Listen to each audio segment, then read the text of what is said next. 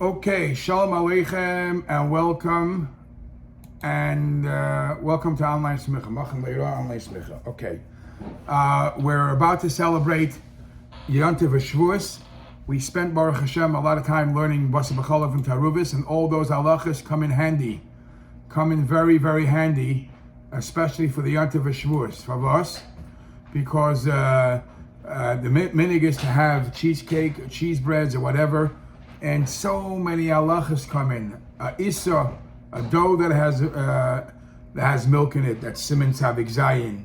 How do you eat milchiks and fleishiks? If some people are eating milchiks, some people eat fleishiks. Isser halah, siman peiches. How long you have to wait between milchiks and fleishiks? Siman peites. Koshering. A lot of people don't have milchik equipment, so they want to use the same equipment. How would you kosher it? Ben yoymoi, not ben yoymoi. Could you kosher it? Should you not kosher it? Shavuos is a little yontif, but most of the things that we learned over the last couple of months come into serious play in Shavuos. So because you spent so much time on that, I actually want to take another route and discuss a topic that's not so famous when it comes to Yom Tov and Shabbos on the hemshich to Hilchos Taruvis and Hilchos Tevilas Kalim and Agolas Kalim that we're learning now. The question is, by the way, very important to note, this year when the Shavuos falls out on Sunday and Monday, and Shavuos is the day after Shabbos, the famous halacha of Beitza Shenel de Yom Tov, which is the halacha of Dover Sheyesh Le Matirim, is based on this type of calendar year, where Shabbos comes first, and the egg was laid on Yom Tov, on Sunday, so Shabbos prepared for Yom Tov. And that's why the whole Isser of Noila, Beitza Shenel de Yom Tov, Dover Sheyesh Le Matirim comes from there. So it's a heavy time to learn, to refresh all your knowledge. But I'm going to discuss a point like this. What happens if you have guests, and in Hilchos Pesach it actually is mentioned that you should bring out all your fancy dishes. But on Yom Tov B'chlal, people up their game, and they don't necessarily have regular paper plates, plastic plates. You have nicer dishes, nicer bowls, and you realize that you just bought this nice dish, nice bowl, and you did not put it in the mikveh. It wasn't in the mikveh yet. May you put it in the mikveh. May you put it in the mikveh on Shabbos. And if this is not a question on Shabbos, maybe put it in the mikveh on Yom Tov. Yom Tov, everything that's surrounding Eichel Nefesh has a little more wiggle room. So the question is, may you tovel a keli on Shabbos? May you tovel a keli on Yom Tov? And when you look at the background to this conversation, you'll see Yesodus of how deep is Tevilas Kalim and how important it is. Maybe I could just overlook it and ignore it for some time. So in Shin Chav Gimel and Hilchos Shabbos, Siman Shin Chav Gimel Siv Ches, the Alter Rebbe brings a machlokes. I'm going to read it inside. Shin Chav Gimel Siv Ches. Mutar lahatvil kli chodesh b'Shabbos. On Shabbos, you are allowed to put a keli in the mikveh to kasher it, even if you could have done it Friday. So why should we allow you to do it on Shabbos? Still, you're allowed to. You're fixing the keli. You're making the keli new, usable. Says the Alter Rebbe, "Einei choshev k'misatan keli." It's not considered as if you're fixing the keli. Hayu u'min ha'Torah mutar l'shtamish boi b'lei tvila. Since min ha'Torah, a very interesting line. Min ha'Torah, there are ways, or the Torah doesn't have an issue with tvila. So because min ha'Torah mutar l'shtamish b'lei tvila, ein chiyav tvila say elam divrei sofrim. You only have to tovel kalim only midrabanan. So because it's only midrabanan, it's not a real tikkun keli. The keli was ready to be used even without the tvila. That's the first opinion. But yesh omrim, there are those that say she'afal pikein choshev k'misakin, that even though it's only asim of the rabbanan to use a non-tovel keli, it's still considered a misakin when you put it into mikvah. v'asur, and you should not put it in the mikveh on Shabbos. So the Alter Rebbe brings both opinions, and basically it depends on the Yisayda Machlekes if Tevilas Kalim is min HaTorah or Tevilas Kalim is min Rabbanan. All right. So then the Alter Rebbe says, "V'yarei Shemayim," at the end of the at the end of Siman Shin Chav Gimel Sif Ches, "Yarei Shemayim Yitzei Eskulam." He should be concerned about all opinions, and if he needs to use a dish on Shabbos that wasn't toveled, he should give it to the goy b'matana, and yachzer v'yishalenu mimenu, then take it as a loan. V'az ein tarich tevila klal. Then you don't have to have a tevila. Why? Because mutar litim b'Shabbos, even though matana is something you're not supposed to do on Shabbos, it's a gzeira shema yichtoiv, but because you're giving the matana to the goy as something you need for Shabbos, you want the Shabbos to be enhanced with a better keli, l'tzorech Shabbos, you're allowed to give matana. Umikol makoim, nevertheless, achar Shabbos tzorech latviloi b'lei bracha. If you gave it to the guy, and as a matana, when you keep on using it, you should still, after Shabbos, put it in the mikveh, but don't make a bracha. The last line of Sivches, towards the end of Sivches, the Alter Rebbe says, "V'i efshar b'takanas elu," if you can't do these things, when you're talking about a specific keli, lo yatbil, because ha'ikar k'divrei ha'omrim shetvilas kelim hi min ha'Torah.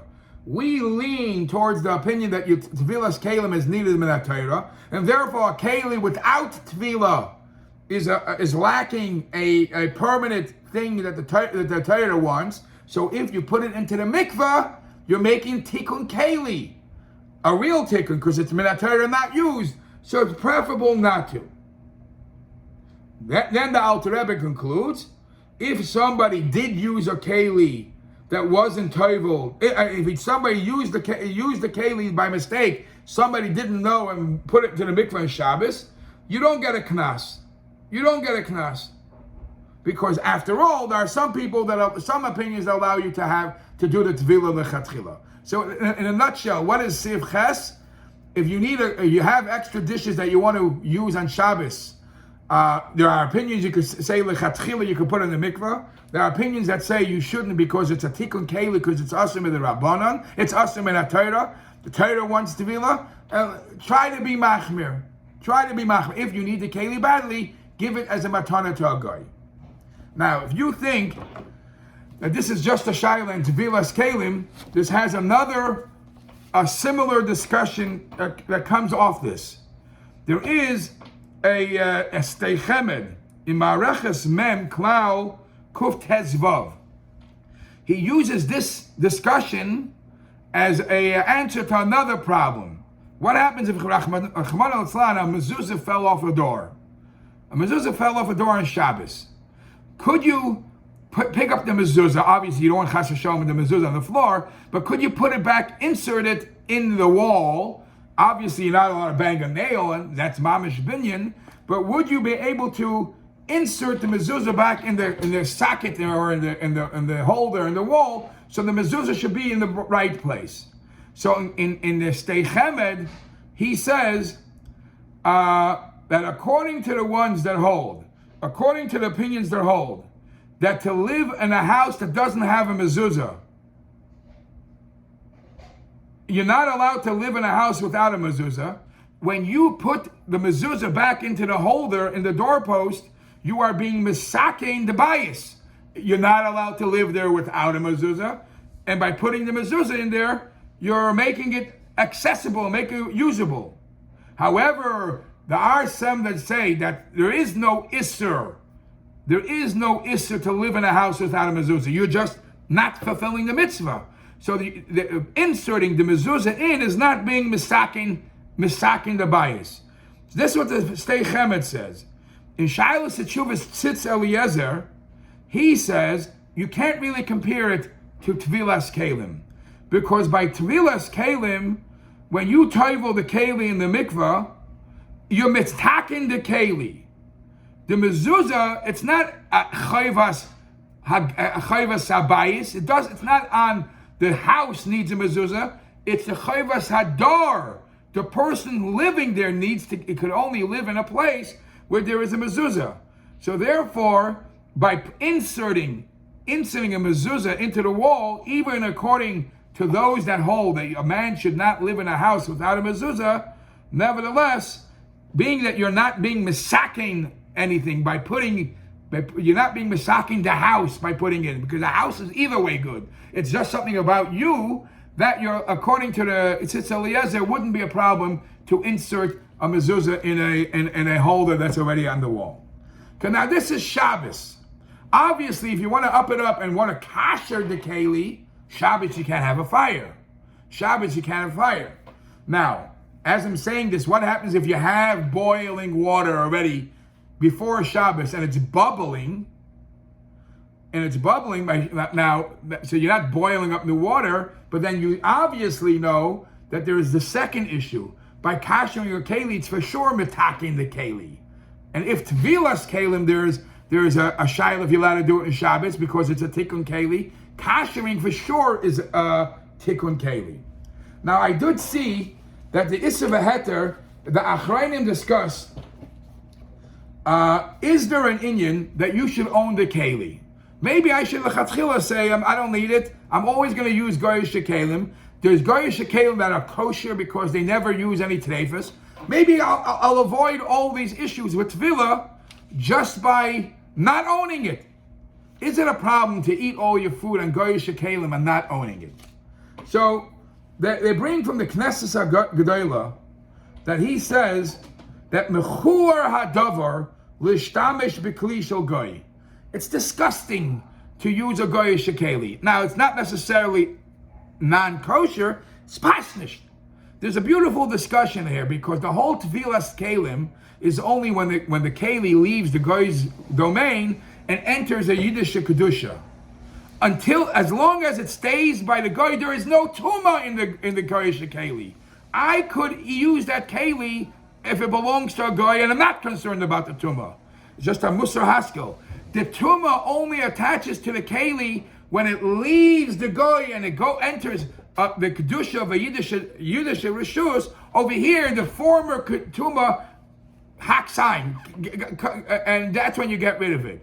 So, if it belongs only to the goy, there is no tuma mexisessin. But the Issa v'heter or the Knesset HaGedolah says mechur hadavar. It's not good. It's not good. So it's always preferable to own the keli.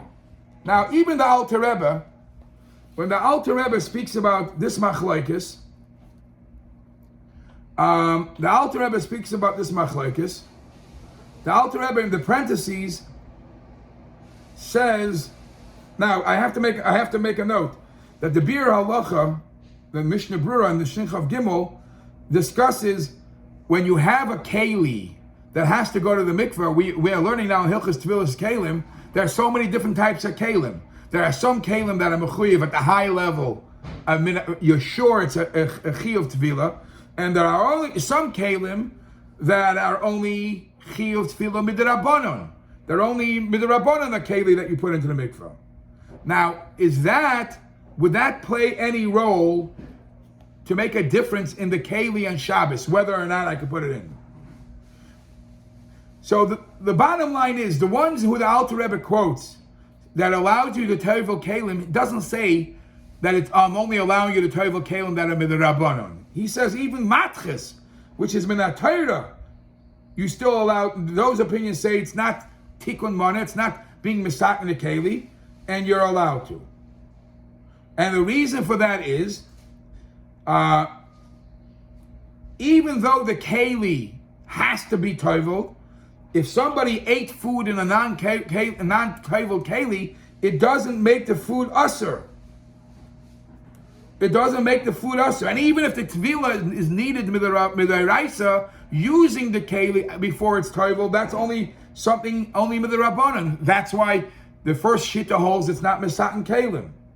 The Oisrim, the Shittas HaOisrim, they say, not only we consider tikkun keli for a keli that needs to be toivu min Torah, we'll consider a tikkun keli even for a keli that has to be only midirabanan. So this is one discussion. When the Alter Rebbe goes on to say to Tevilas Kalim, the Alter Rebbe in the parentheses writes, Avol b'Yom Tiv muter ladviloi. If you're having your Shavuos meal, and in your meal you want to bring up new dishes, so you want to run to the mikveh and dump and tovel it, Yom Tov you're allowed to, as long as you didn't have a chance to do it before Yom Tov. Now, what does that mean? So the Alter Rebbe is mitzayins to Siman Tov Kuf Tes. Tov Kuf Tes is Taka Hilchus Yom Tov, and over there the Alter Rebbe says like this: Tov Kuf Tes Sif Tes Vav. To wash dishes and to scrub them b'chlal on Yom Tov, you're allowed to. V'chein lahatvil kli chodesh b'Yom Tov has the same din as Shabbos. Now, when you hear those words, same din as Shabbos, and Shabbos, the Alter Rebbe held back. So the Alter Rebbe goes and says, Tov Kuf Tes Sif Tes Vav, the im loy haya efshel la'adbiloi me'erev Yom Tov, if you couldn't do it for erev Yom Tov, you're allowed to put it into the mikvah on Yom Tov l'divrei hako. Everybody will allow you. Avo ein moidim kain, but we don't. You're allowed to, but we won't encourage it. Why? Kedin machshirim she'i efshel la'asoisem erev Yom Tov. It has the same din. It's not oichel nefesh. Oichel nefesh has a lot of wiggle room on Yom Tov, but machshirei oichel nefesh does not. So therefore, this has a din of a machshirei oichel nefesh, and if it's an ef shel asoisim erev Yom Tov, you could do it on Yom Tov. Now, this is the summary of the Tevilah. How about a keli that has to be kashered? And now you're short on the cheesecake. You only have I'm going to give you two examples. You're having a very fancy meal on Yom Tov, and you have a kosher, non-kosher dish that you want to kasher, put in the boiling water so I should be able to use it. Or farkert, you're having a lot of cheesecakes, and you have a fleishik dish that you want to use for the cheesecake. Could you put it in boiling water? So the Alter Rebbe addresses this also in Tov Kuf Tes, but earlier in Sif Yud. He says a keli that needs hagala or libun, no. You're not allowed to kasher it either through hagala or libun, because hagala and libun is clearly misakin keli. However, if you want to use the keli today for oichel nefesh, even if you wanted to use it today, I'm sorry, I can't allow you to do hagala and libun. It's being metaken in the keli. Mikol makom. However, if he could have done it erev Yom Tov, he just forgot.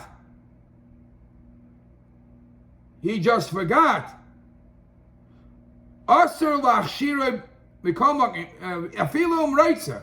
Even if he wants to use it for eichel nefesh, nevertheless, we don't allow him. And if this wasn't around erev Yom Tov, and therefore I only got this dish now, mutar lahachshirei. You're allowed to kasher that dish. Ella, the only thing is she'ein moirin kain. We don't paskin that way. Why not? Says the Alter Rebbe, kedin machshirim, because we apply the rule of machshirei oichel nefesh. She'i efshel la'asoisim erev Yom Tov. Now, Rabbi Isai, is there a difference, according to this, is there a difference between Treifa Keli to a Milchik and Fleisha Keli? So, when you're koshering from milk to flesh or flesh to milk, since it doesn't have to go through a very deep koshering, it doesn't have to go through nitzoitzos, nitzim, sparks coming out, a libun kal is enough. Then, when you're boiling it up, when you're malabing it, it doesn't look like you're koshering it. It looks like you're just warming up the keli. However, when you're malabing a kli isur, since when you're malabing a kli isur, you have to do an extensive libun, then the halacha is, since it's nicker that you're doing it for koshering, asur lalabne b'Yom Tov, if you were able to do it before Yom Tov.